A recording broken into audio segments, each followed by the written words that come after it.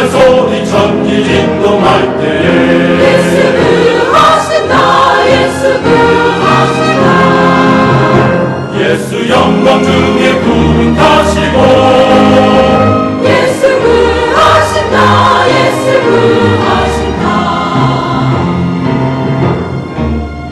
천사들을 세계 만국 모든 곳에 보내요 예수 구하신다 예수 구하신다 구원 얻은 성도들을 모으리 모으고 나팔 불 때 나의 이름이 부를 때에 잔치 참여하겠네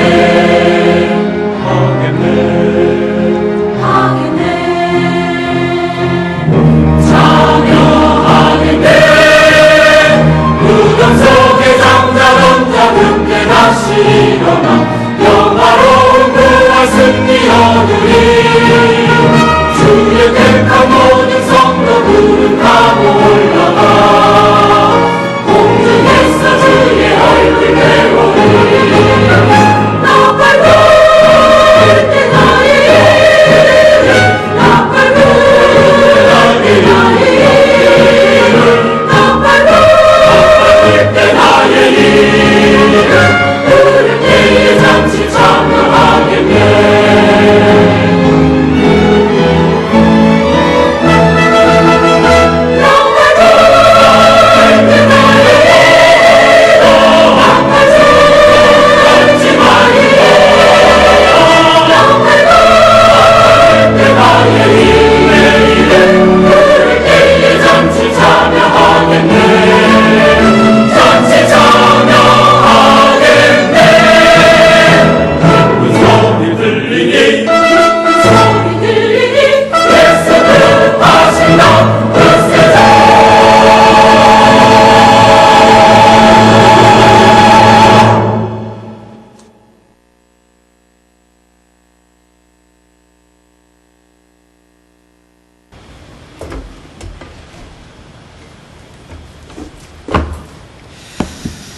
예, 다 함께 기도하시겠습니다.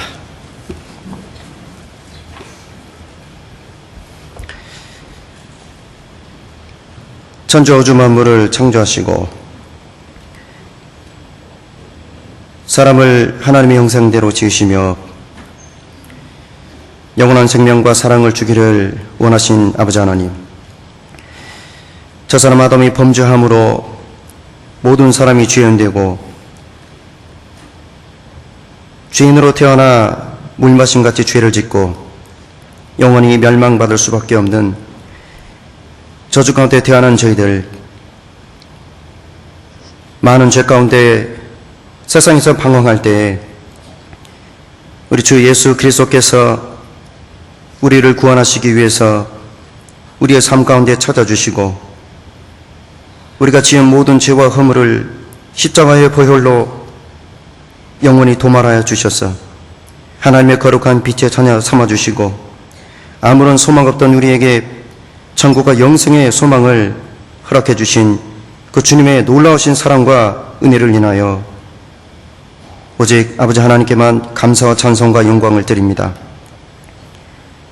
이제 산 소망 가운데 살아가는 주님의 귀한 성도로서 주님께 받은 은혜를 보답하며 또 마땅히 주님께 받은 사명을 감당하기 위해서 미약하나마 어리석고 부족하지만 주님 주시는 능력에 의지하여 남은 인생 주님의 교회와 복음을 위해서 또 주님의 나라가 이 땅에 확장되는 그 거룩한 사역을 위해서 이 모두가 한마음 한뜻으로 주님과 귀히 쓰임받기를 간절히 원하고 바랍니다.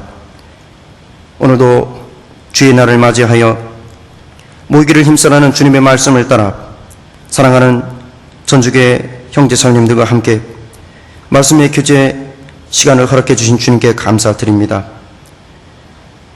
오늘부터 또 시작하는 4차 학예 수양회를 통해서 또 풍성한 열매를 맺고 하나님께 영광 돌릴 수 있도록 오직 은혜로 시작하여 은혜로 마칠 수 있도록 주 성령님께서 모든 것을 주관하시고 이 거룩한 역사 가운데 우리 모두를 귀하게 사용해 주시기를 원합니다.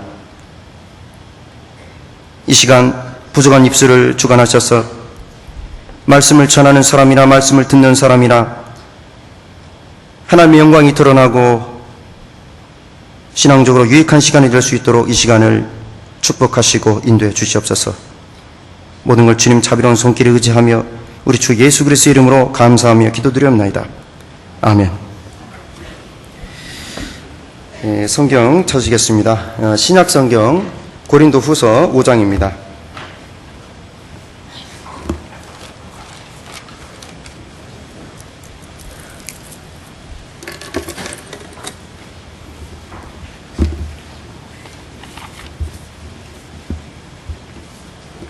고린도후서 5장 9절입니다. 5장 9절.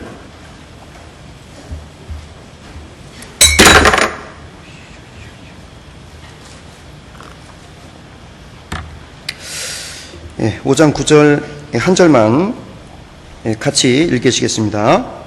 그런즉 우리는 거하든지 떠나든지 주를 기쁘시게 하는 자 되기를 힘쓰노라. 예, 다시 한번 인사드리겠습니다. 동경교회에서 교제하고 있는 이기용 형제입니다.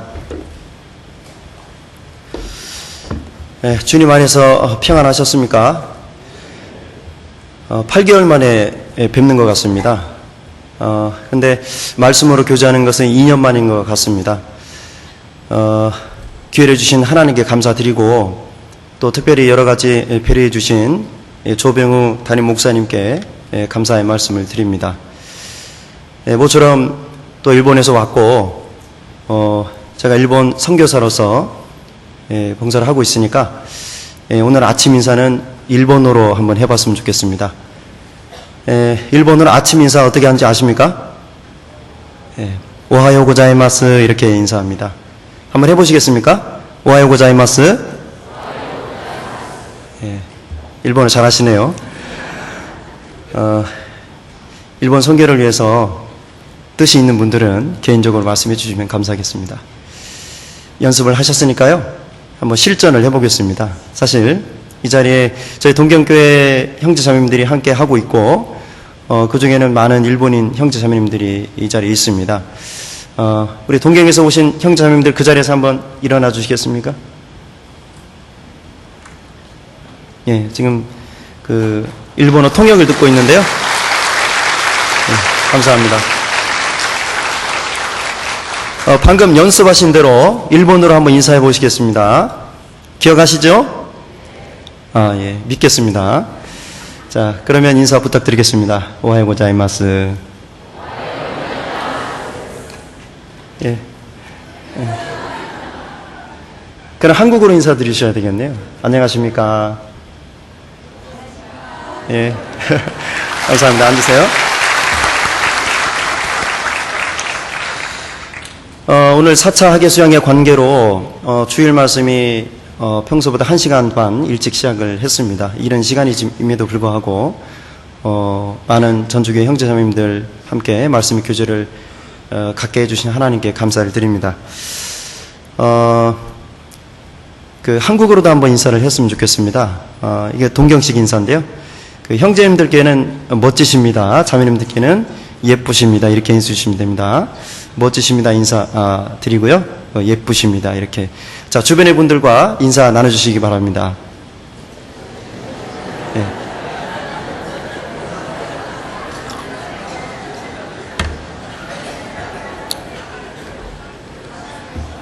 예. 감사합니다. 오늘부터 시작되는 4차 학예수양회는 특별히 전주교회가 이제 주관교회입니다. 그래서 어제부터 선발대로 가신 분들도 많이 계시고 오늘 아침에도 출발하신 분도 계시는 걸로 알고 있습니다. 주관교회인 만큼 여느 교회보다 더 많은 땀을 흘리고 또 보이는 곳에서 보이지 않는 곳에서 봉사와 헌신을 아마 하게 되실 것 같습니다. 그 불볕더위라는 말씀을 들었고 저는 이제 월요일 날 한국에 왔습니다. 정말 그 소문으로만 듣던 한국의 그 불볕더위에 깜짝 놀랐습니다. 일본도 그 이제 지역적으로 가깝기 때문에 상당히 무더위가 있었지만 한국 무더위에는 이길 수 없겠더라고요. 아주 건조한 그런 아주 불볕더위, 아주 숨이 막히는 것 같았습니다. 은혜의 비라고 해야 될지 모르겠습니다. 한국에서는 아주 가뭄이 또 심각한 문제가 되고 있다고 하는데 어제 오늘 이게 비가 내리고 있기 때문에 수양회를 치르는 데 있어서 지장이 있을 수 있다라는 생각보다는 이번 수양회가 더욱더 기대가 됩니다. 아마 하나님이 내려주시는 아주 풍성한 은혜의 비가 내리는 또 그 은혜 가운데 정말 성령의 충만을 받고 그 은혜가 저희 마음 가운데 충만해지는 그런 아주 은혜로운 수양회가 또 기대가 됩니다. 그래서 하나님께 너무 또 감사를 드리고요.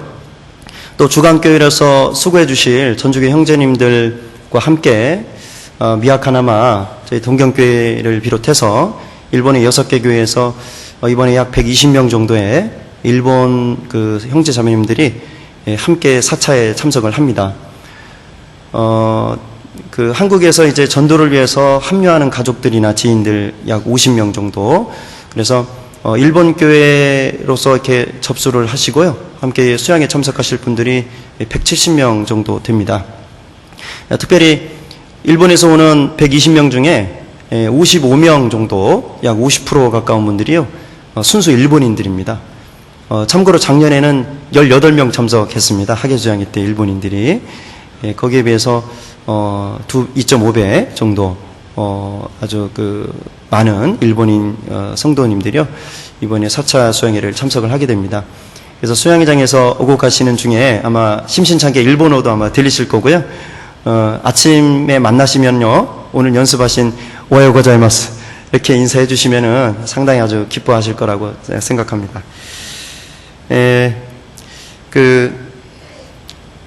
이렇게 수양회 를 위해서 이렇게 왔지만, 저는 개인적으로 1998년 3월 8일에 옆에 있는 교육관에서 전주교회 교육관에서 구원을 받았습니다. 전북대학교 일문과를 제가 졸업을 했는데 3학년 재학 중에 구원을 받았습니다. 그리고 2년 동안 청년에서 교제를 하다가 졸업하면서 일본에 유학을 가게 됐고요. 일본에 유학 가서 약 13년 정도 됐습니다. 일본에서 선교사로서 그 사역을 한 지는 약 11년 정도 됐는데, 제가 98년도 일본에 갈 때만 해도 일본 선교를 위해서 어떤 뜻을 세우고 정말 일본의 복음화를 위해서 살고 싶다라고 하는 그런 마음은 단 1%도 없었습니다. 일본에서 그 신앙생활을 하면서 정말 형제 자매님들과 그 고락을 함께 하고, 또 일본인들이 한 분 한 분 구원받아가는 모습을 보면서, 또 신앙 안에서 변화되는 모습들을 보면서, 또 제가 개인적으로 접한 일본 분들은 크게 이렇게 두 종류가 있겠죠. 좋은 사람, 또 나쁜 사람. 그런데 제가 개인적으로 접한 일본 분들은 거의 대부분이 좋은 일본인들이었습니다. 그리고 제가 개인적으로 확신하는 바는 정말 순수하고 순박하고 그리고 때묻지 않은 그런 영혼들, 그런 일본인 영혼들이 그렇지 않은 영혼들보다 정말 훨씬 더 많다라고 그런 확신이 듭니다. 그리고 그들과 함께 고락을 함께하고 함께 지내는 중에 정말 일본인들을 향한 그 사랑의 마음, 정말 그 일본인들을 구원하고 싶다라고 하는 그런 간절한 소원이 제 마음의 열정으로 나타났고 기도하기 시작을 했습니다. 주님, 어리석고 부족하지만 주님 원하시면 일본 선교를 위해서 쓰임받고 싶습니다. 청년 때부터 그렇게 기도를 하기 시작을 했습니다. 오늘에 이르기까지 이렇게 인도해 주실 거라고는 전혀 생각을 못했습니다. 제가 일본에서 13년 신앙생활을 하고 또 목회 사역을 하고 있지만 구원받고 2년 동안 전주교회 청년회에서 교제할 때 보고 배웠던 신앙의 선배님들의 모습을 보고 배우고 또 많은 권면과 또 도움을 많이 받았는데 그것이 오늘의 제가 있는 데 있어서 가장 귀한 그런 미천이 되었다라고 생각을 하고 늘 전주교회 올 때마다 정말 고향에 온 것 같고요. 고향에 왔기 때문에 또 고향 어르신들 앞에서는 제가 가장 이렇게 부담스럽고 아무래도 또 긴장이 되는 것 같습니다. 수양의 관계로 짧은 시간입니다. 1시간을 넘지 말라고 아주 신신당부를 하셨기 때문에 오늘 짧게 말씀을 드리게 되는데요. 짧지만 잠깐 말씀 상고하고 또 지금 현재 일본 선교 현황을 말씀드리는 시간을 갖도록 하겠습니다. 오늘 첫 말씀으로 고린도후서 5장 9절 말씀을 찾아서 읽었습니다. 제가 다시 한번 읽겠습니다. 제가 습관적으로 자꾸 일본어 성경 읽으려고 그러네요. 한일 성경인데요. 제가 항상 일본어로만 설교를 하기 때문에 5장 9절 그런즉 우리는 거하든지 떠나든지 주를 기쁘시게 하는 자 되기를 힘써노라. 그야말로 이 말씀은 구원을 받은 모든 성도의 인생의 표대라고 생각합니다. 삶의 목표라고 생각합니다. 살든지 죽든지 오직 주님을 기쁘시게 하기를 원하노라. 단지 사도 바울의 신앙 고백은 아닐 겁니다. 사도 바울과 동일하게 하나님의 은혜로 구원을 받은 전주교회 형제자매님들 또 동경의 형제자매님들 모두가 이런 삶의 목표를 가지고 오늘 하루를 살아가고 계신다라고 생각합니다. 살든지 죽든지 오직 하나님을 기쁘시게 하는 자 되기를 원한다. 이와 함께 우리가 그 그리스도인의 인생관을 나타내는 아주 대표적인 말씀들이 있죠. 시편 116편 12절 말씀, 또 마태복음 6장 33절 말씀, 또 고린도전서 10장 31절 말씀드립니다. 이 세 가지 말씀을 요약해 보면 이와 같이 정리가 되지 않을까 싶습니다. 여호와 하나님께서 나에게 베풀어 주신 은혜에 보답하기 위해서 나는 먹든지 마시든지 무엇을 하든지 오직 하나님의 영광을 위해서 살 것이며 또 내 개인의 뜻과 생각을 위해서 사는 것이 아니라 오직 하나님의 나라와 의를 위해서 살겠다. 이렇게 정리해 볼 수 있을 것 같은데요. 길게 이렇게 정리가 됐지만 정말 하나님을 기쁘시게 하는 삶이야말로 하나님께 영광 돌리는 삶이고 또 하나님의 나라와 의를 구하는 삶이며 또 하나님께 받은 은혜를 보답하는 삶이다라고 생각합니다. 그렇다면 하나님을 기쁘시게 하는 것이 그 모든 그리스도인의 인생의 목표라고 한다면 구체적으로 하나님이 기뻐하시는 것이 무엇일까 먼저 생각해 볼 필요가 있을 것 같습니다. 하나님이 기뻐하시는 건 참 많지만 신앙생활 가운데 가장 중요한 것 중에 하나는 우선순위죠. 하나님이 가장 기뻐하는 것이 있습니다. 두 번째, 세 번째로 기뻐하시는 것도 있죠. 그러나 첫 번째로 기뻐하시는 것이 있다는 겁니다. 하나님을 기쁘시게 하기를 원하는 그런 소원과 열정이 있는 성도에게 있어서 하나님이 가장 기뻐하시는 것이 무엇인가? 제 1순위는 무엇인가? 이 부분에 대한 개념이 명확할 때 틀림없이 신앙생활은 성공할 수 있다. 그리고 실제로 하나님께 영광 드리고 또 하나님께 정말 기쁨이 되고 하나님께 귀히 쓰임받는 신앙생활 할 수 있다라고 확신합니다. 그래서 하나님이 가장 기뻐하시는 것이 무엇인지 한번 생각해 보겠습니다. 누가복음 15장입니다.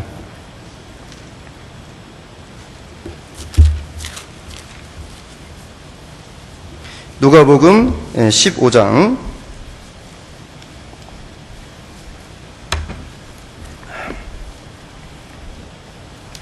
15장 7절, 누가복음 15장 7절입니다. 15장 7절, 같이 읽겠습니다. 내가 너희에게 이르노니 이와 같이 죄인 하나가 회개하면 하늘에서는 회개할 것 없는 의인 99을 인하여 기뻐하는 것보다 더하리라. 바로 이 말씀 안에 하나님이 기뻐하시는 첫 번째 가장 기뻐하시는 내용이 있습니다. 하나님은 스바냐 3장 17절에 보면은 여호와 하나님은 성도를 인하여 기쁨을 이기지 못하여 하느니라는 말씀이 있습니다. 실제로 하나님은 구원받은 성도는 하나님의 기쁨입니다. 정말 예수님께서 십자가에서 다 이루신 그 구원의 사역을 인하여 구원을 받은 성도 한 사람 한 사람은 하나님의 최고의 기쁨이 아닐 수 없습니다. 그렇기 때문에 하나님은 하나님이 기쁨을 이기지 못하신다, 그런 표현을 쓰고 있습니다. 실제로 기뻐하시죠. 그런데 의인, 회개할 것 없는 의인, 성도, 의인 99을 인하여 기뻐하는 것보다 더 큰 기쁨이 하나님께 있습니다. 이뤄진 영혼, 죄인 하나가 구원받는 것입니다. 이뤄진 영혼이 다시 하나님께 돌아오고 그 영혼이 구원받을 때 하나님은 기쁨을 이기지 못할 정도로 기쁨의 대상이고 기쁨의 존재인 성도 99보다도 더 큰 기쁨을 누리신다는 것입니다. 성도는 살든지 죽든지 오직 여호와 하나님을 기쁘시게 하는 삶을 살겠다라고 그런 마음의 소원을 하고 그런 소원을 가지고 살아갑니다. 그렇다면 그 하나님의 뜻을 헤아리고 그 하나님의 뜻대로 또 하나님이 가장 기뻐하시는 이해하고 그리고 살아가는 것이 맞다라고 생각합니다. 자식된 도리로 효도하라고 성경 말씀하십니다. 첫 번째 계명이라고 하셨습니다. 내 부모를 공경하라. 내 부모의 기쁘시게 하고 정말 부모를 행복하게 해드리라고 그렇게 해드립니다. 그런데 자식된 도리로서 부모에게 해드릴 가장 중요한 효도가 무엇일까요? 저는 부모님의 마음을 편안하게 해드리는 거라고 생각합니다. 걱정 끼쳐드리지 말고 정말 부모님, 나로 말미암아 부모님이 마음을 아파하시고 마음 졸이고 걱정하시고 염려하시는 일이 없도록 부모님 마음 편안하게 해드리는 것이 가장 중요한 거라고 생각합니다. 그렇다면 부모님 마음을 가장 편안하게 해드리는 건 뭐냐면 내 생각과 내 방법이 아닙니다. 이렇게 하면 분명히 기뻐하실 거야가 아니라 정말 부모님의 마음을 헤아리고 그 뜻을 받아들이는 것이야말로 최고의 효도라고 생각이 됩니다.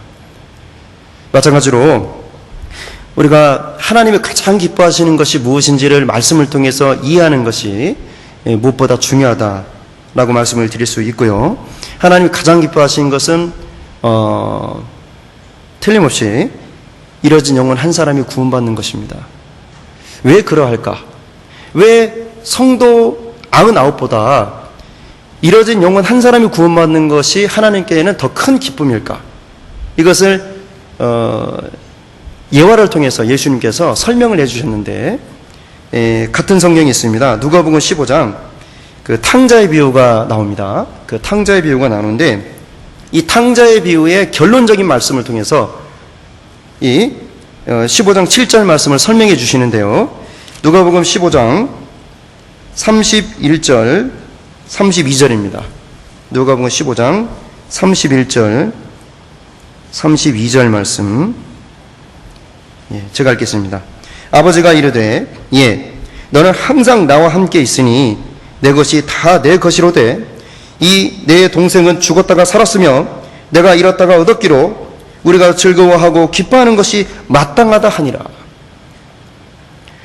큰아들은 늘 아버지께 순종했습니다. 그리고 아버지 곁에서 아버지를 섬기고 있었습니다. 정말 옆에서 효도하고 있었죠. 그런데 작은아들은 나에게 돌아올 유산을 미리 상속해 달라고 그리고 돈을 가지고 허랑방탕한 삶을 살다가 그야말로 돌아온 탕자가 됐습니다. 완전히 폐잔병처럼 돌아왔죠. 거지가 돼가지고 돌아왔는데 아버지는 그 돌아온 아들을 나무라거나 책망하는 게 아니라 정말 기쁘게 받아주고 환영을 하셨습니다. 그리고 큰 잔치를 베풀었습니다. 큰아들은 일하고 돌아와가지고 보니까 큰 잔치가 나서 보니까 그 아버지를 그렇게 힘들게 하고 아버지께 불효를 했던 그 작은 아들이 돌아왔다가 큰 잔치를 벌이는 것이 도저히 이해가 되지 않았습니다. 아버지 왜 그렇습니까? 왜? 아버지께서 하신 말씀이죠. 31절 32절입니다. 너는 항상 나와 함께 있고 나에게 있는 것이 다 너의 것이 아니냐. 그런데 이 동생은 죽었다가 살았다. 잃었다가 얻었다. 그러니 마땅히 기뻐할 일이 아니겠느냐. 마찬가지로 하나님 아버지의 마음이 바로 이와 같다라고 말씀드릴 수 있습니다. 그렇기 때문에 죄인 하나가 회개하는 것, 구원받는 걸 하나님 가장 기뻐하십니다. 따라서 구원받은 성도에게 하나님께서 주신 사명이 바로 하나님을 기쁘시게 하라는 것입니다. 하나님 가장 기뻐하시기는 영원히 구원받는 것인데 바로 전도를 위해서 살으라고 그렇게 사명을 주셨습니다. 이 전도의 사명은 점점점 확장돼가는 특성이 있습니다. 바로 그 말씀이 사도행전 1장에 있습니다. 사도행전 1장을 한번 찾아보시겠습니다.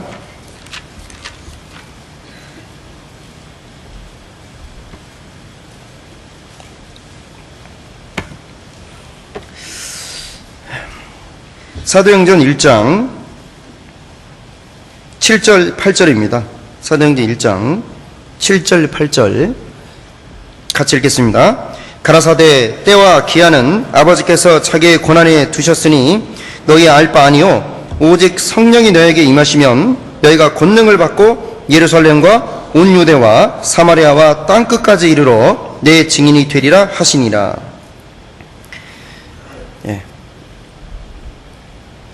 8절에 보면은 성령이 너에게 임하시면 예수님께서 부활하시고 40일 후에 승천하시는 장면인데요. 제자들이 지켜보는 가운데 예수님이 이제 승천을 하시는 장면입니다. 승천하시기 전에 마지막 당부의 말씀입니다. 마지막 예수님이 하시고 싶었던 말씀은 너에게 성령이 임할 건데 열흘 후에 너에게 성령이 임하시면 너는 권능을 받게 될 것이다. 하나님의 권능을 받게 될 것인데 그 권능을 힘입고 예루살렘과 먼저 예루살렘입니다. 그리고 온 유대와 그리고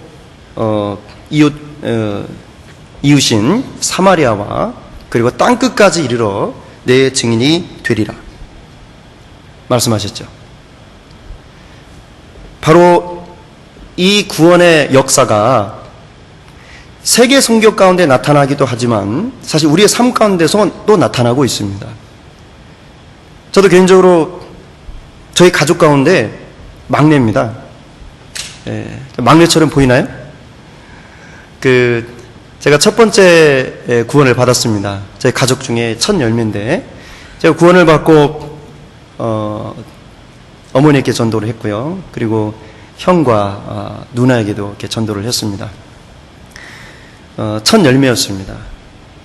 저는 그것이 예루살렘이다라고 생각합니다. 그리고 제 가족들이죠. 가족들, 예루살렘. 그리고 제 이웃들에게도 또 친척들에게도 전도를 했습니다. 그리고 이웃들은 저는 사마리아라고 그렇게 생각을 합니다. 사마리아 이웃들에게도 제 친구 또 후배 선배에게도 복음을 전했습니다. 전주에서 신앙사는 2년 동안 구원을 받고 나니까 구원을 받고 바로 신앙생활을 성실하게 하면 좋은데 그렇지 못했습니다. 한 3개월 정도 방황을 하다가 하나님께 징계를 받고 이렇게 정신을 차리고요.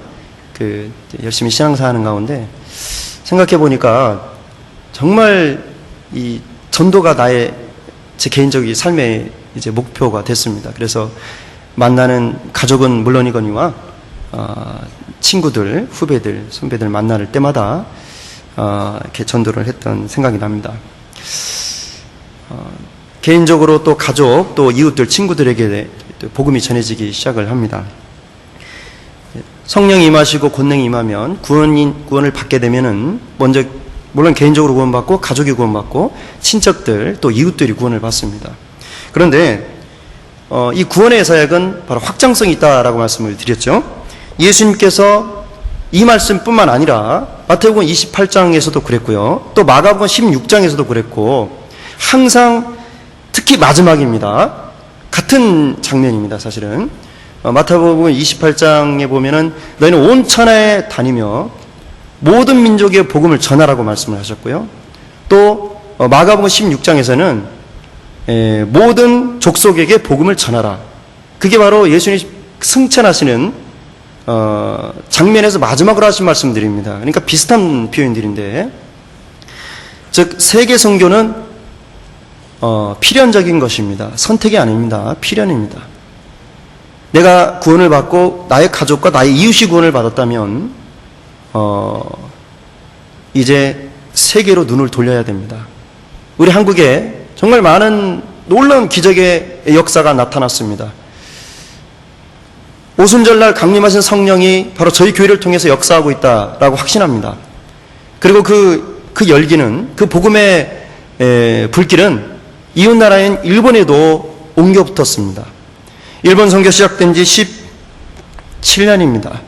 비록 성장이 더디고 가시적인 전도의 열매가 적고 또 많은 비용과 많은 시간에도 불구하고 열매가 적음으로 말미암아 비효율적이다라고 하는 그런 관점도 있습니다. 거기에 반해서 적은 비용과 적은 시간으로 많은 영혼들이 구원받는 새로운 전도의 문이 전 세계적으로 아주 활발하게 열리고 있고, 실제로 저희 교회를 통해서 전 세계의 선교가 이루어지고 있다라고 하는 건 정말 하나의 그리스도 안에서 자랑이고 그리고 영광이며 기쁨이 아닐 수 없습니다.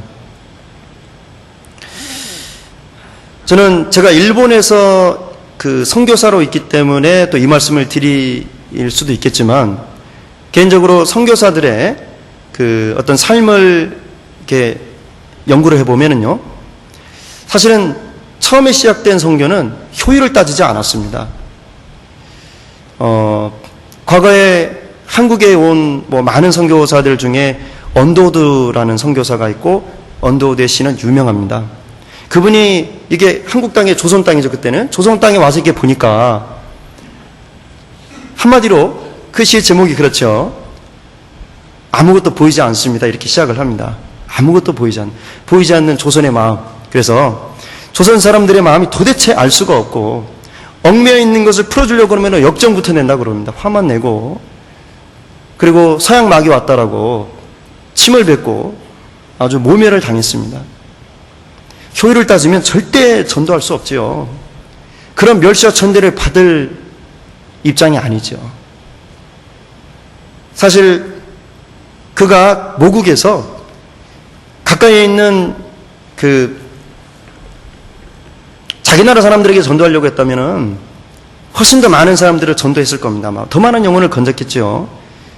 그런데 왜 굳이 사랑하는 가족 또 친척 그 따뜻한 품을 떠나서 멀고 먼 이 조선 땅까지 와가지고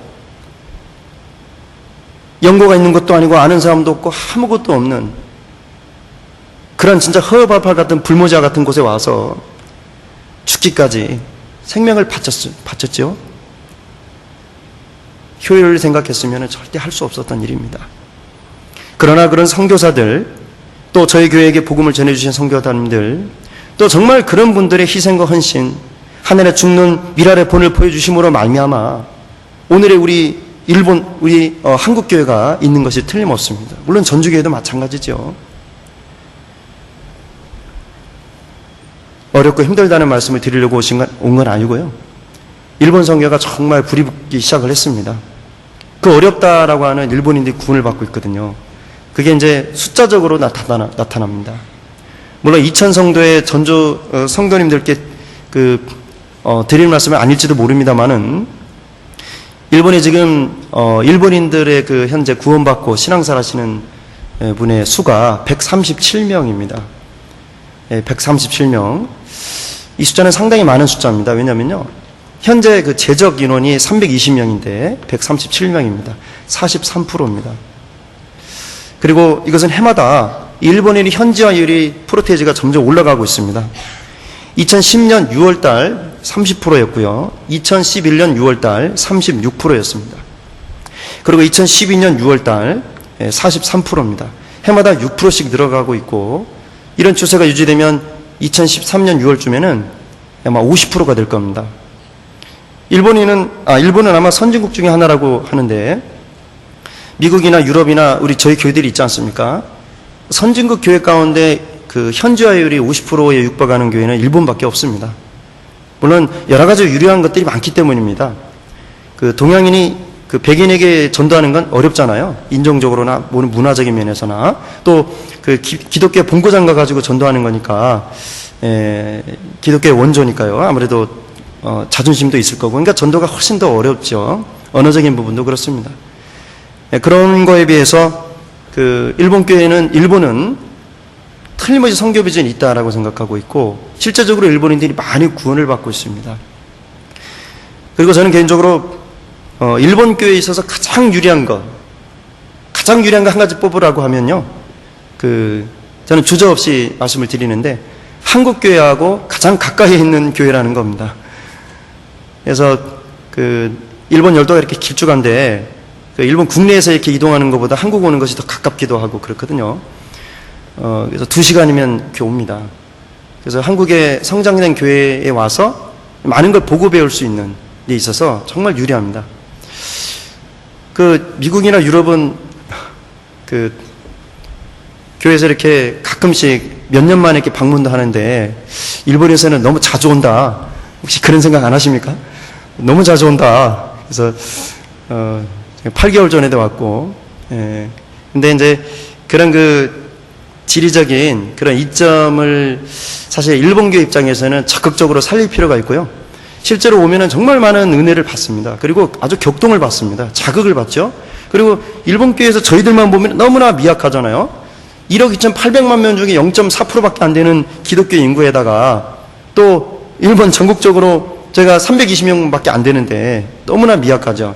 근데 한국에 오면, 전주교에 오면은 성도님께서 정말 사랑으로 환영을 해주시고 또 위로해주시고 격려해주시니까, 또 이와 같이 수양회를 통해서 받은 은혜는 아주 그야말로 지금 현재의 일본 교회가 성장하는 데 있어서 아주 가장 중요한 원동력이 되고 있습니다. 그래서 혹시 좀 자주 오더라도 기쁘게 맞아주시고요. 기도 부탁을 이렇게 드립니다. 하나님이 이제 가장 기뻐하시는 것은 영혼을 건지라는 거라고 말씀을 드렸습니다. 그리고 그 전도는 나 개인으로 시작해서 가족과 이웃, 그리고 땅 끝까지 복음이 전해지는 것이 하나님의 뜻입니다. 지금 현재 일본 선교 현황을 이어서 말씀을 드리겠습니다. 시간이 많이 없으니까요. 일본 선교 현황 말씀드리기 전에 일본의 이제 지금 현재 영적 상태를 좀 말씀을 드려보겠습니다. 어느 저명한 심리학자가 이런 말을 했습니다. 일본은 깊이 병들어 있다. 그러나 우리에게는 해답이 없다. 일본인들이 정신적으로 영적으로 병들어 있다라고 저는 그 심리학자의 말에 동의합니다. 1년 동안 교통사고로 사망하는 수는 1만 명에 비해서 자살하는 사람은 3만 명입니다. 교통사고로 사망하는 사람보다 3배 더 많습니다. 하루하루를 따지면요, 매일 100명 이상이 자살하고 있습니다. 그리고 매일매일 30명이 살해당하고 있습니다. 살인사건이죠. 뿐만 아니라 낙태수술, 중정수술이, 일본은 정말 전 세계적으로 성적으로 상당히 개방되어 있는 사회입니다. 제가 개인적으로 구원을 받은 고등학생 자매님들하고도 이렇게 어떻게 보면 알아보기 위해서 좀 교제를 해본 적도 있어요. 성적으로 어느 정도 이렇게 개방되어 있는지 그런 부분을 이렇게 들어보면은, 일본에서 이렇게 사귄다, 사귄다라는 표현이 있죠. 그러면 일본 말은 이제 카레시 카노조라고 합니다. 그러면 성관계는 당연한 겁니다. 만약에 이제 연인인데 성관계를 하지 않는다는 말은 두 가지입니다. 애정이 없거나 아니면 병들었거나 병이 있거나 둘 중에 하나랍니다. 그래서 특히 이제 여성분들이 이렇게 첫 경험을 하는 연령대가 정말 10대 중후반 정도라고 하죠. 그래도 고등학생 정도. 물론 다 그러는 건 아니지만 정말 개방적이고 그것이 일반적이다라고 하는 사실에 머리는 알고 있었는데 직접 들으니까 좀 약간 충격을 받더라고요. 충격을 받습니다. 그리고 최근에 이제 전도회물이 열리기 시작한 미야자키라고 하는 곳에, 미야자키 현에에서 이제 구원받은 고등학교 3학년에게도 이렇게 이렇게 교제를 하다가 듣게 됐는데, 고등학교 한 3학년 정도 되면은 임신을 많이 한다는 거예요. 그런 것들이. 이제 이런 아마 상당히 개방적인 그 성문화로 말미암아 원치 않은 임신. 그래서 그 일본 말로 이제 데키찼다 객공이라고 합니다. 그 임신이 됐기 때문에 어쩔 수 없다. 이제 코 깼으니까 결혼할 수밖에 없다. 뭐 이런 그 결혼들이 상당히 많이 있습니다. 결과적으로 이제 그 중전 수술이 많은데 연간 300만에서 500만 정도입니다. 7초에 1명씩 낙태 수술을 받고 있다.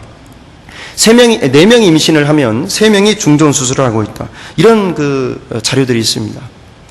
그래서 얼마만큼 영적으로, 정신적으로, 또 육체적으로, 그 아주 심각한 상태라고 말씀을 드립니다. 물론 일본뿐만은 아닐 겁니다. 한국도 못지 않을 것이고, 디모데후서 3장에 있는 말씀대로, 마지막 때는 그 기롱하는 때가 온다라는 말씀이 있었죠. 그래서 이와 같은 그 사회적인 현상들이 이미 성경 예언되어 있는 대로 그렇게 나타나고 있는 것일 뿐인데, 다만 예를 들어서 한국도 비슷한 상황일지라도 한국에는 교회가 있습니다. 진리의 등불 기둥, 정말 복음을 전할 성도들이 정말 많이 있죠. 문제는 일본에 너무 없다는 겁니다.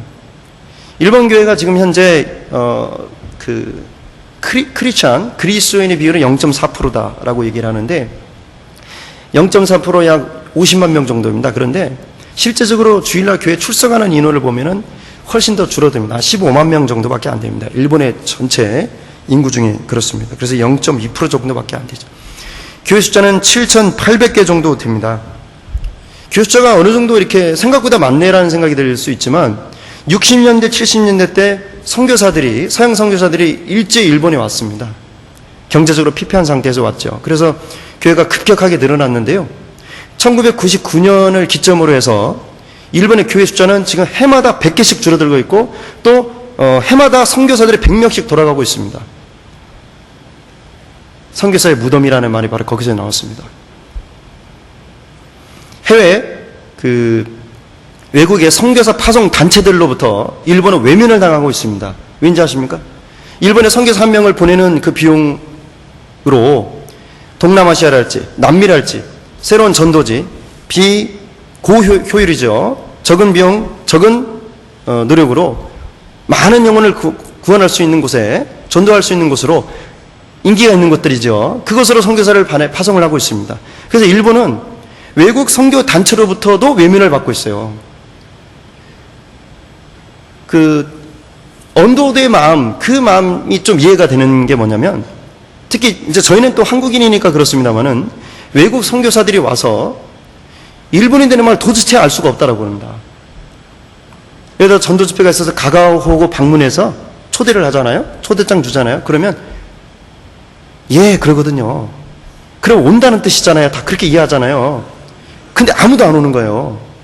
그 너무 충격을 받아가지고 이제 서양 선교사들은 그래도 선교사니까 그렇다고 하더라도 선교사의 자매님들이, 그 부인들이요, 우울증 걸려가지고 돌아가는 경우가 많습니다.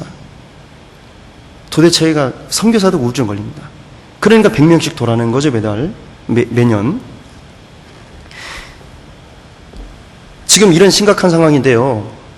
일본 교회에 과연 희망이 있을까? 희망이 없다라고 하면 안 되겠지만은 희망이 너무 작다라고 그렇게 말씀드립니다. 그 ICS라는 교회 정보 서비스라는 이 교회에 관해서 여러 가지 이제 정보 수집하는 단체가 있는데, 거기서 발표한 그 데이터에 의하면 1년 동안에 7,800개 교회 중에요, 1년 동안에 한 교회에서 침례받는 사람이 10명 이상 있는 교회가 1.8%밖에 안 됩니다. 1년 동안 침례받는 수가 10명 이상인 교회는 1.8%고요. 1년에 단 한 명도 침례를 받는 사람이 없는 교회가 무려 65%나 됩니다. 그리고 일본 기독교인의 그 생명은 교회생활 시작한 지 3년 반 정도 되면은 많은 사람들이 떨어진답니다. 침례를 받은 사람 중에도 5명 중에 한 사람은 5명 중에 한 사람밖에 남지 않는답니다. 그래서 이렇게 전도를 하다 보면은 과거에 교회를 다녔던 경험이 있는 일본인들이 많아요. 그러니까 지금은 그냥 호적만 있을지 몰라도요, 전혀 신앙생활을 전혀 하지 않는 사람들입니다. 저는 이제 이 모든 그 이 문제에 대한 근본적인 원인은 복음의 불확실성이라고 생각합니다. 물론 신앙이 확실하지 않죠. 0.2%, 0.4%? 그것도 적지만 과연 그 중에 생명이 있는 참된 그리스도인이 과연 몇 명이나 되겠는가? 전부 다 아니다라고 말씀드릴 수 없지만은 너무너무 적다. 제가 개인적으로 일본에서 선교하면서 일본인 교회 목회자와 일본인 교회 성도들과 접촉을 하게 되고 실제로 신앙교제를 나눠본 적이 여러 번 있습니다. 예를 들어서 우라야스라는 곳에 무목교회가 있어가지고요, 제가 전주교회 그 교제실에도 기도 부탁드린 적이 있습니다. 무목교회 전도가 시작될지도 모릅니다. 기도 부탁드립니다라고. 우라야스에 8명밖에 안 되는 교회입니다. 그런데 이 8분이 가장 젊으신 분이 65세시고요. 연세가 많은 분이 75세신데 이런 그 8분이 계시는데 그 8명 중에 가장 핵심적인 그 임원이셨던 어떤 자매님이 있습니다. 신앙생활 한 지 한 40년 되신 분인데 그분하고 이렇게 그 성경 공부하는 가운데 하는 말이 지옥은 비유다, 그렇게 말씀을 하더라고요. 지옥은 실제하는 게 아니다고. 아주 깜짝 놀랐습니다. 40년 동안 신앙생활 하신 분인데, 그리고 일본 그 목사님으로부터 지옥에 관한 설교를 들어본 적이 있냐 그랬더니 한 번도 없대요. 40년 동안에. 이것은 틀림없습니다. 그 교회만 그런 게 아니고요, 일본의 목회자들이 지옥 얘기, 죄 얘기, 심판 얘기, 그 다음에 징계받는 이런 얘기, 어떻게 보면 좀 무서운 얘기죠. 그런 그 하나님의 공의의 하나님에 대해서는 거의 얘기를 안 해요. 공의를 얘기를 안 합니다. 사랑만 얘기하죠. 그러니까 구원에 대한 필요성도 없고 절박감도 없습니다. 그러니까 다 구원받고 다 천국 가는 줄만 알고 있고, 죄사함에 대한 그런 간절한 소원도 없기 때문에 그런 회개도 물론 하지 않고 구원도 받을 수가 없는 거지. 우라야스뿐만 아닙니다. 고이와 영광교회라고 있습니다. 비교적 일본에서는 성공한 교회입니다. 약 200명 정도 모이는 일본인 교회니까 꽤 크죠. 그 담임 목사님이 있고 뭐 전도사님, 목사님들 여러 명 있는 교회인데, 필리핀에 어떤 자매님이 이제 과거에 그 교회를 다닌 적이 있는 관계로 어떻게 좀 전도의 문이 열렸으면 좋겠다는 생각으로요, 그 자매님 소개로 같이 이제 식사를 하러 갔습니다. 어렵게 이제 시간을 내주셔가지고 점심 식사하면서 이렇게 교제를 나눠봤는데, 밥 먹으면서 이분이 이제 저에게 하는 말이, 이제 작년에 3월 11일 날 대지진이 있었잖아요. 그 대지진이 있은 이후에 미국의 그 교회 이제 성도 중에 그 자매님의 이제 아들이 미국의 어떤 유명한 병원의 의사인데, 아주 신실한 크리스찬인데, 그분이 꿈을 꿨답니다. 3월 11일 대지진 이후에 일본에서는 엄청난 이제 회개 운동이 일어날 거다라고, 그리고 꿈속에서 계시를 받았대요. 일본의 어떤 산에 가면은 산 꼭대기 정상에 말뚝이 박혀 있다. 그 말뚝을 뽑으면 일본에 아주 대부흥이 일어날 거다고, 그런 계시를 받아가지고 그 바쁜 사람이 일부러 비행기를 타고 일본까지 와가지고 그 산을 올라갔답니다. 그래서 그 말뚝을 뽑았대요. 말뚝을 뽑았기 때문에 이제 걱정 없다고, 일본 하나 대부흥 운동이 일어날 거라고. 그것을 아주 진지하게 저한테 설명을 하는데, 제가 밥 먹다가 졸린 적이 처음이고, 또 제 앞에서 면전에서 말씀하시는 분 앞에서 5분 듣고 졸린 적은 처음입니다. 근데 그런 분이 일본에서 나름대로 성공했다라는 목회자예요. 200명 정도 되는 엄청난 교회입니다, 일본에서는. 정말 제가 개인적으로 그때 느낀 절망감이라는 건 말로 다 표현할 수 없습니다. 서양 선교사들 해마다 지금 100명씩 돌아가고 있죠. 일본 교회 지금 상황이 이런 상태죠. 누가 전도를 해야 되겠습니까? 누가 1억 2,800만의 파수꾼이 되겠습니까? 그들에게 나팔을 불어주겠습니까? 그 영혼들을 위해서 그들에게 예수 그리스도의 십자가 그 사랑을 전해줄 사람이 과연 누구겠습니까? 우리 교회가 아니면 누가 하겠습니까? 저는 그래서 이렇게 호소를 드립니다.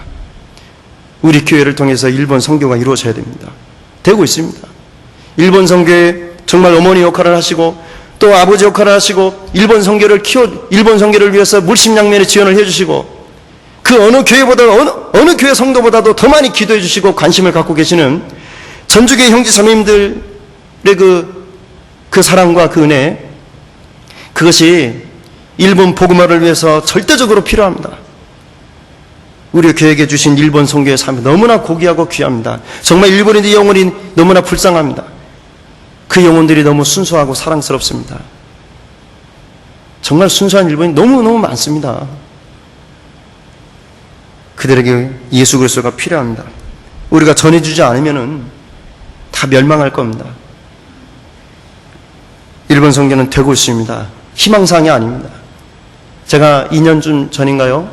그때 설교할 때 주제가 희망이었습니다. 일본 선교에 희망이 있습니다 하고 말씀드렸습니다. 노력하면 반드시 될 겁니다 라고 말씀드렸는데 지금은요 되고 있습니다. 그리고 전도문이 다 열리고 있습니다. 잠깐 좀 이 자료 보면서 이렇게 말씀을 드리겠습니다.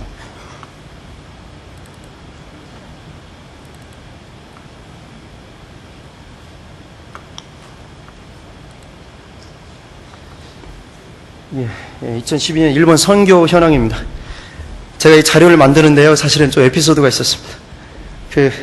제가 몇 날 며칠 걸려가지고 자료를 만들었는데, 어제 저녁에, 바로 전날이잖아요. 어제 저녁에 제가 사용하는 컴퓨터가 완전히 그 전원이 나갔습니다. 들어오질 않는 거예요. 그래가지고 밤새도록 다시 만들었습니다. 근데 좀 부족할 것 같습니다. 좀 봐주시고요. 2012년 8월 현재 일본 교회 및 선교원의 현황입니다. 불을 안 꺼도 잘 보이시나요? 예, 그러면 말씀드리겠습니다. 동경교회가 있고요. 제가 있는 곳입니다. 동경교회에 약 110명 정도 이렇게 신앙생활 하고 있습니다. 그리고 동경 다음으로 두 번째 교회가 여기 오사카 교회입니다. 각각 교회가 그 교구와 자매 계련이 되어 있죠. 그 위치를 한번 확인해 주시고요. 오사카. 그리고 나고야 교회가 여기 있습니다. 일본의 세 번째 교회라고 볼 수 있고요. 네 번째 교회가 니가타 교회입니다. 니가타 교회가 여기 있고, 그 다음에 센다이 교회 다섯 번째, 센다이 교회. 센다이 교회에서 독립한 교회가 야마가타 교회입니다. 야마가타 교회 여기 있습니다. 그래서 오사카 교회는 황광률 목사님이 심호하고 계시고요. 나고야 교회는 구현영 목사님께서 전도하고 있습니다.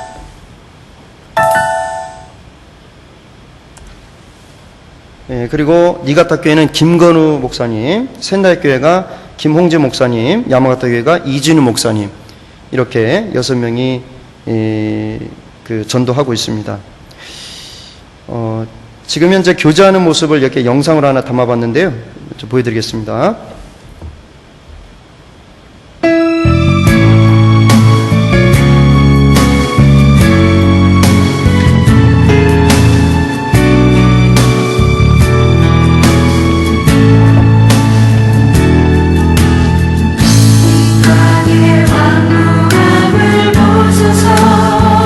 하늘의 하나님 그 뷰를 베푸시는 주여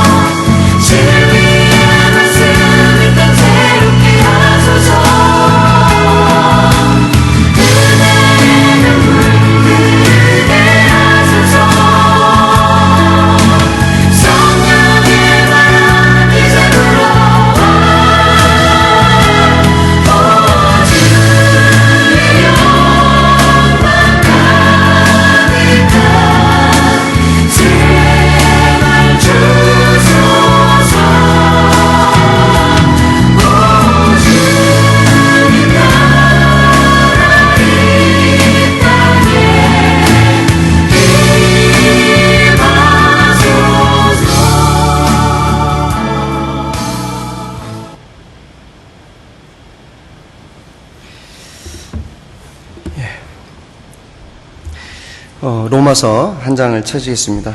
로마서 16장입니다.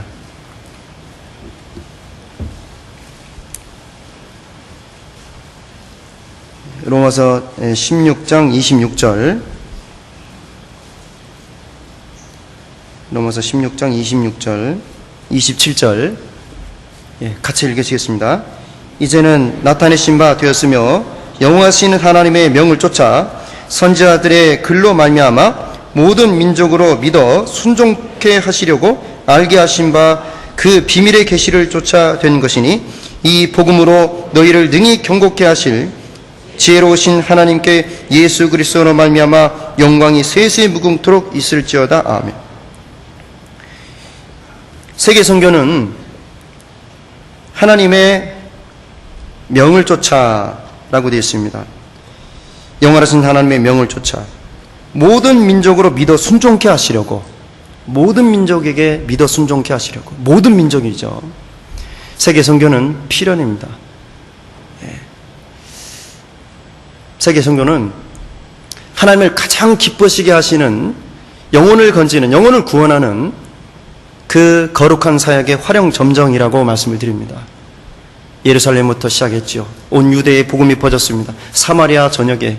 그리고 남은 것은 땅끝입니다. 이제 우리가 눈을 돌려야 됩니다. 세계 선교입니다. 모든 민족에게 가라고 하셨습니다. 가야 됩니다. 내가 가지 못합니까? 기도로 도와주시면 됩니다. 기도로 도와주시면 함께 그 거룩한 사역을 감당하는 것입니다. 선지자를 영접한 선지자의 상을 받는다라고 했습니다.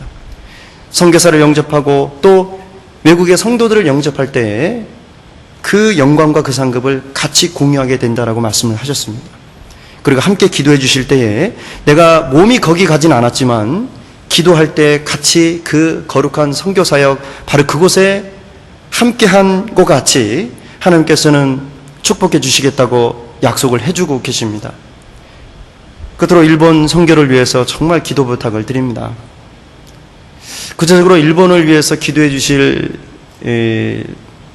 꼭 기도가 필요한 이유를 먼저 두 가지만 말씀드리면요. 잘 아시는 바와 같이 일본은 지진이 엄청나게 많습니다. 지진이 너무 많이 일어납니다. 일주일에도 한 두세 번씩은 몸으로 느낄 수 있는 지진들이 일어납니다. 그런 정도의 지진은 제가 일본에 13년 전에 갔을 때부터 항상 느껴왔었죠. 근데 작년에 그 2011년 3월 11일에 있었던 지진은 제가 12년 동안 느꼈던 지진하고는 질적으로 달랐습니다. 저는 동경이 있었음에도 불구하고 그런 지진은 정말 처음이었습니다. 난생 처음이었습니다. 진원지인 센다이, 동북지방으로부터 250km, 한 300km 되나요? 350km 정도 많이 떨어져 있음에도 불구하고 동경이 얼마나 많이 흔들렸는지 모릅니다. 큰일 나는 줄 알았고요. 그래서 실제로 동경 교회당의 그 외벽들이 파손이 됐고, 저희 집에 가보니까 피아노가 다 넘어져 있고 책상 다 넘어져 있고, 그리고 이렇게 작은 어항이 있었는데 어항에 있는 물이 전부 다 튀었고, 그 컴퓨터 모니터가 떨어져가지고 마침 이제 그 어항이 옆에 있으니까 물이 들어가가지고 고장이 나가지고 쓰지 못했고 그랬습니다. 그 멀리 있음에도 불구하고 그랬거든요. 그게 이제 진도 5였습니다. 진도 5가 이제 온 거죠. 근데 하물며 진도 6, 7, 8, 진도 9가 왔는데 그게 상상할 수 없는 겁니다. 이 땅이 흔들리고 땅이 흔들린다. 마치 그 술 취한 사람처럼 흔들린다고 말씀되어 있는데요. 그 어찌할 바를 모릅니다. 실제로 그 순간에 이게 파닉 상태가 되는 것이죠. 그런데 많은 전문가들은 일본에 또 지진이 일어난다라고 얘기하고 있습니다. 언제 어디서 일어날지 모릅니다. 그 이유를 이거 잠깐 보여드리면요. 여기 보십시오. 일본은 세계에서도 찾아볼 수 없을 만큼 4개의 플레이토, 지진판, 이 판이 4개가 그 경계선에 있습니다. 그 필리핀 플레이토, 태평양, 그 북아메리카, 그 다음에 유라시아 플레이토. 일본 열도 자체가 완전히 플레이토 위에 있습니다. 한마디로 말해서 지진 밭이죠. 그래서 언제 어디서든지 일본 열도에서는 진도 7 이상의 지진은 일어날 수 있다라고 얘기를 하죠. 일본 교회가 또 형제자매들의 사랑하는 일본 교회가 또 일본의 형제자매님들이 지뢰밭 위에 삽니다. 사실은 지뢰밭입니다.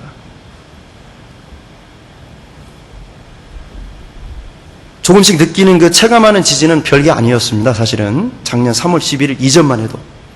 그런데 3월 11일 이후부터는 달라졌어요. 왜 그런지 아십니까?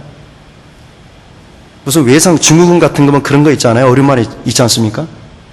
트라우마라고 해야 되나요? 그 강박관념이라고 해야 되나요? 또 그 지진이 일어나는가 싶어가지고요. 조금만 흔들려도 이렇게 마음이 이렇게 뭐랄까 이렇게 좀 불안한 마음이 생깁니다. 이렇게 본능적으로. 신앙이 있고 하나님 지켜주시는데 무슨 걱정이냐라고 생각하잖아요. 근데 이 몸이 놀래요. 몸이 놀래가지고. 그래서 그 성도들 중에도 그런 그 신경성 어떤 위험이랄지 그런 걸 갖고 있는 분도 있고, 일본인들 중에는 신경성 그 위험, 또 그 불면증, 그런 것들을 알고 있는 분들이 꽤 많습니다. 지금도. 조금씩 흔들리는 것 뿐만 아니라 계속 앞으로 또 이제 지진이 일어난다고 하니까요. 꼭 기도를 해 주셔야 될 부분입니다. 그리고, 또 한 가지는 지금 후쿠시마 쪽에, 그, 이제 원전 사고가 있었던 바로 그곳에, 그 원전이 이제 4개가 있는데, 4개 중에 문제가 됐던 게 이제 1호기, 2호기다 뭐 그랬는데, 사실 4호기가 지금 가장 큰 문제입니다. 현재. 거기에 폐 연료병이 1,500개 이상 있는데요. 그 방사성 양이 어느 정도냐면은, 체르노빌 원자력 발전소에 그 방출된 양보다 훨씬 더 많고, 지금까지 인류가 핵실험을 통해서 방출된 모든 세슘 양보다 더 많은 양이 그 바로 4호기에 있는데, 그 150여 개가 있는데, 1,500여 개가 있는데, 문제는 그게 이제 물속에 지금 이렇게 잠겨 있는데, 이 건물 자체가 엄청나게 많이 훼손이 된 상태입니다. 그래서 만약에 좀 지진이 일어나면은 그게 붕괴될 것이고, 붕괴되면 어떻게 되냐면, 후쿠시마의 문제가 아닙니다. 동일본 있잖아요. 동일본 전체, 여기 보면, 이 동일본 전체는 직접적인 타격이 있다라고 합니다. 그리고 탈원전이 아니라 탈일본일 거다고 얘기를 하죠. 지금 지진이 나가지고 만약에 그런 상태가 이게 벌어지게 되면은요, 일본 선교는 거의 어렵습니다, 이제는. 정말 성도들 다 탈출해야 되는 상황이 될 수도 있습니다. 이런 그 위험 요소들이 아직도 현재 진행형인 상태입니다. 이런 사지에서 선교사들 6명과 그 가족들 또 아이들까지 조금씩 밀양으로 계속 방출되는 그 방사성량을 계속 먹고 마시고 할 수밖에 없습니다.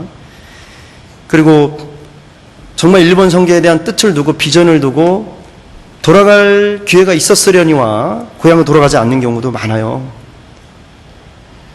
일본인 형제 자매님들을 두고 어디를 갑니까? 살아도 같이 살고 죽어도 같이 죽고 정말 고락과 생사고락 함께 하겠다고. 그래서 일본 형제자매님들을 위해서 정말 전도하고 세우는 그 일을 위해서 빛도 없이 정말 이름도 없이 묵묵하게 그 위치를 떠나지 않고 희생하고 헌신하고 그 영혼을 정말 사랑하는 한국인과 중국인의 그런 형제자매님들의 희생과 헌신 때문에 오늘의 일본 교회가 있습니다. 그런 성도들이 320명이나 일본에 있거든요.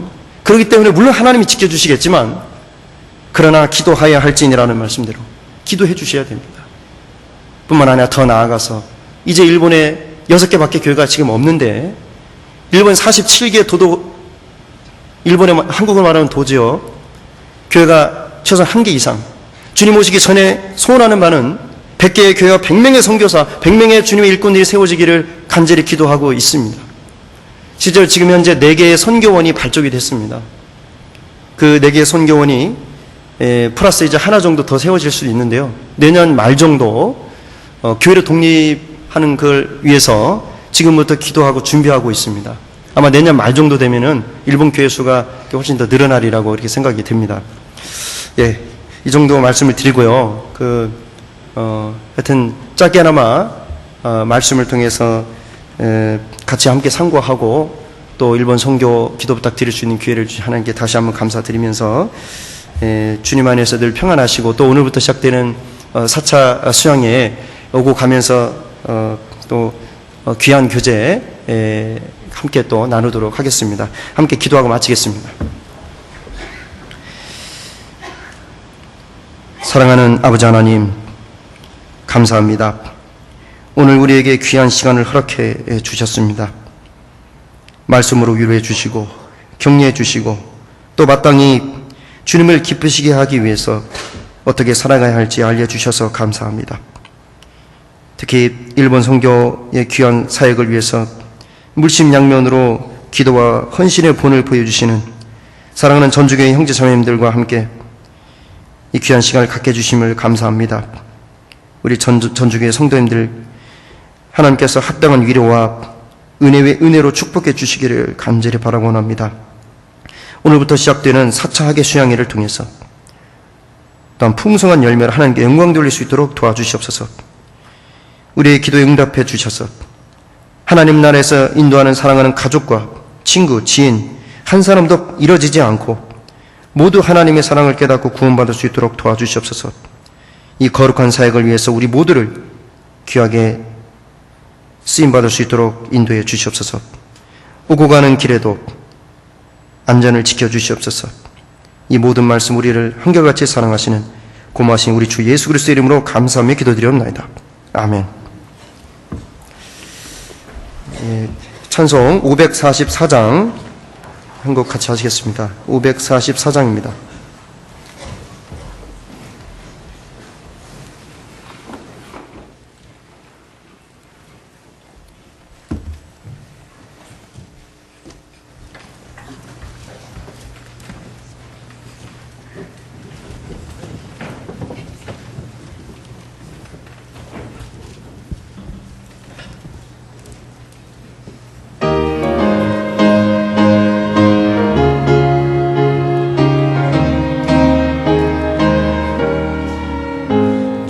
세상엔 내가 살면서 항상 찬송 부르다가 날이 저물어 오라 하시면 영광 중에 나가리 열린 천국문 내가 들어가 세상 짐을 내려놓고 있는 멸류관 받아 쓰고서 주와 함께 다스리리 눈물 골짜기 더듬으면서 나의 갈 길 다간 후에 주의 품 안에 내가 안기어 영원토록 살리라다 열린 천국문 내가 들어가 세상 짐을 내려놓고 빛난 멸류관 받아 쓰고서 주와 함께 다스리리 나의 가는 길 멀고 험하며 산은 높고 걸음 깊어 그러나 나의 몸 쉴 것 없어도 복된 날이 밝아오리 열린 천국문 내가 들어가 세상 짐을 내려놓고 빛난 멸류관 받아 쓰고서 주와 함께 다스리리 한숨 가시고 죽음 없는 날 사모하며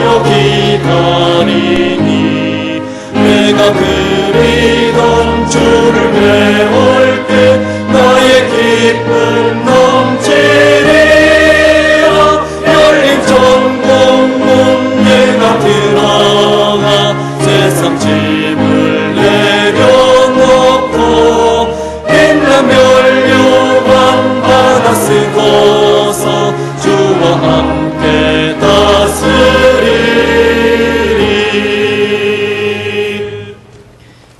광고 있겠습니다. 예, 안녕하세요. 잠시 광고 말씀드리겠습니다. 오늘 이렇게 일본 교회 이기용 목사님께서 귀한 말씀과 일본 지역 전도 현황을 저희에게 실감나게 말씀해 주셔서 대단히 감사드리고 그리고 이 자리에 같이 참석하신 일본 교회 형제 자매님들을 진심으로 환영을 합니다. 대단히 감사합니다. 오늘 9시 반에 시작했기 때문에 아마 일찍 나오시느라고 좀 쉽지 않으셨을 것으로 생각이 됩니다. 또한 그 수양의 출발을 바로 해야 되기 때문에 제가 드리는 말씀을 잘 좀 이행해 주시면 감사하겠습니다. 이번 수양에 오늘 지금 출발하는 것은 44개 전국의 44개 교회 8천여 명이 넘는 그 성도님들이 그리고 전도 대상자가 참여를 하게 됩니다. 따라서 그 44개 순서가 다 정해져 있기 때문에 오늘 1시까지 도착하지 않으면 안 됩니다. 1시 정각에는 모폭교회가 들어가기 때문에 그 이후에는 전주교회 차량은 들어갈 수가 없습니다. 협조를 해 주시기 바라면서 출발 시간이 11시 반에 출발을 하겠습니다. 그래서 그 버스 승차가 총 그 8대가 되는데 교구별로 한 대가 배정이 되어 있습니다. 여기에서 내려가시면은 길 건너지 않고 왼쪽 편에 1호차, 2호차, 3호차 1호차, 2호차, 3호차는 1교구, 2교구, 3교구 형제자매님들이 탑승을 하시면 되고 7호차가 있습니다. 7호차는 동경교회 형제자매님들이 탑승하시면 되겠습니다. 길을 건너가서 4호차와 5호차와 6호차가 있습니다. 그 차를 4교구, 5교구, 6교구 형제자매님들 거기에 탑승을 해주시고 교구별로 숫자가 많고 적을 수가 있습니다.